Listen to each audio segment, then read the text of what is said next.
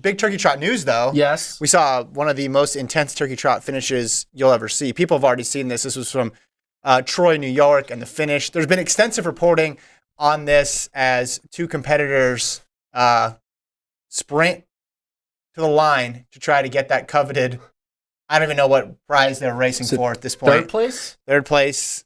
Yeah. If the camera starts when the top two come in, gentleman gets run into the gate.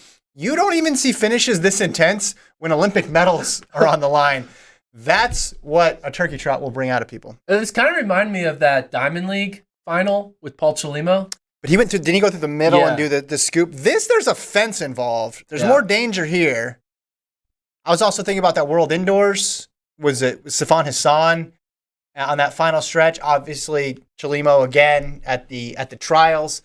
But now there's been extensive reporting. This is David Monte's tweet. So they disqualified the guy who stopped his watch, citing they had to cite a USATF rule. I would just cite a turkey trot rule.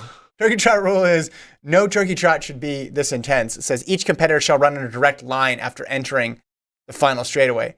This, I got to admit, when I hit play on the video the first time I saw it, I was wondering how it would end. Way more physical than I even imagined. Also, the fact that the guy stopped his watch. He's like, the first thing I got to do is stop the watch. Pure runner.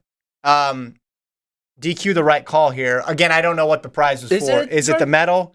Was there a gift certificate? But he hits them after they cross the line.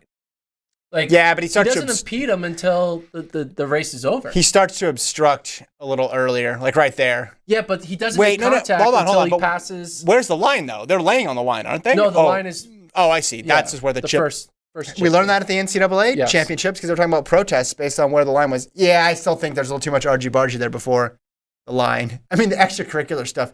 I think you get the flag and then you get the 15-yarder after for late hit out of bounds here. The thing I want to figure out here is the clock. The clock reads 91:40. Oh, it must have been running from, maybe they started the fun run time and then it didn't cycle over. Is that what? Because I was like, that's a lot of effort for a 91-minute.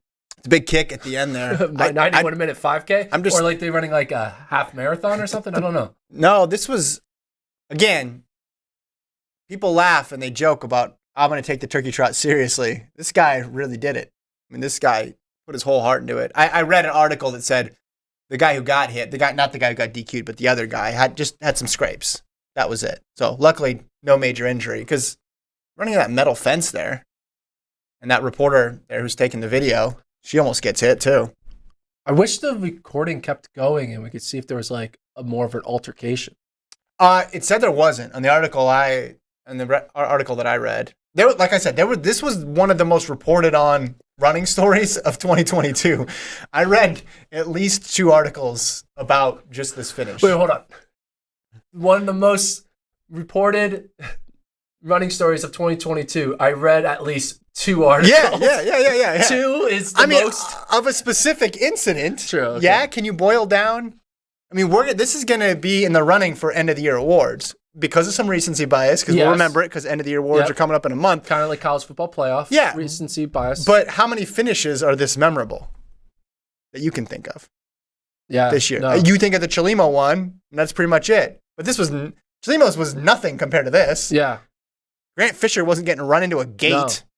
No. Nobody got DQ'd citing USATF Rule 163. Do you think this is going to cause meet officials to be like, all right, white metal fencing, we need to put some padding on it, kind of how they put the padding on like the field goalpost, like on the goalpost, or like at the in a gymnasium behind a basketball hoop, they put padding up. Yeah. We can start seeing some padding. Or should it go on, track meets? Should it go cross country style? Shrink it even more. Yeah, because it expands it, so then he gets around the first one, but then that puts him into the other one there. My question is, who got the popsicle stick first? Like, how do they? If they didn't DQ it, who actually did it? Yeah. Like, who actually wins this race? We need a side angle. We don't. Is it? Like, I can't tell. Can you tell? I think the guy who got hit wins it. Barely gets it. Okay.